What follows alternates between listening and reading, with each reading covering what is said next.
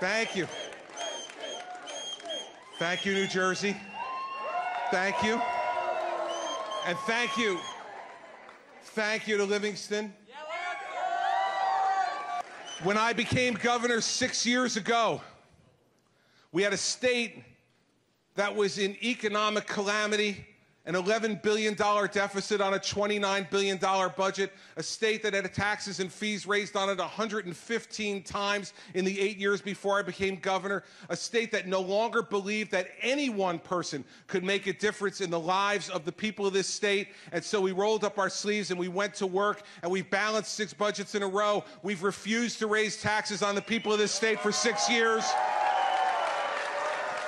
When I hear the media say that our country is angry, I know they're wrong. Last year, I went to 37 different states across this country in 1 year. I met people in every corner of America, and they are not angry. Americans are not angry. Americans are filled with anxiety. They are filled with anxiety because they look to Washington, D.C., and they see a government that not only doesn't work anymore, it doesn't even talk to each other anymore. It doesn't even try to pretend to work anymore. We have a president in the Oval Office who ignores the Congress, and a Congress that ignores the president. We need a government in Washington, D.C. that remembers you went there to work for us, not the other way around. I have spent the last 13 years of my life as U.S. Attorney and Governor of this state, fighting for fairness and justice and opportunity for the people of the state of New Jersey. That fight has not made me more weary. It has made me stronger, and I am now ready to fight for the people of the United States of America.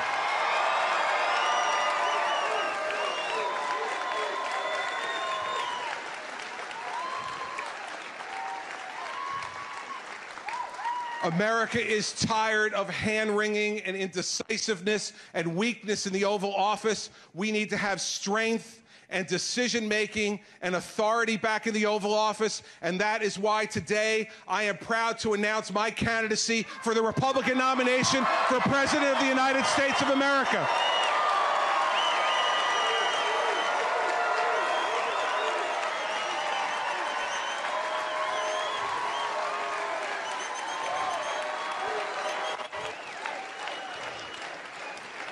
We need to get our economy growing again at 4% or greater, and the reason we do is because we have to make this once again the country my mother and father told me it was.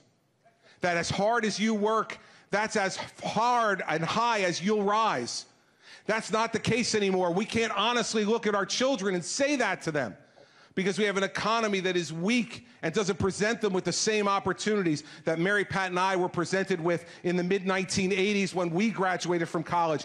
When we graduated from college, we didn't worry about getting a job. We worried about picking which job was the best for us. We didn't worry about whether we were going to be successful. We knew if we worked hard, we were going to be successful. This country and its leadership owes the same thing to my children and yours, and I'm ready to give it to you. And the fact is this.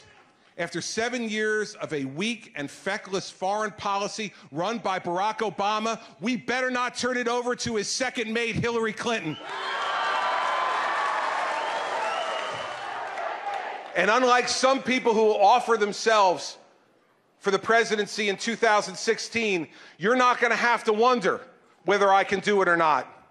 In New Jersey as governor, I have stood up against economic calamity and unprecedented natural disaster.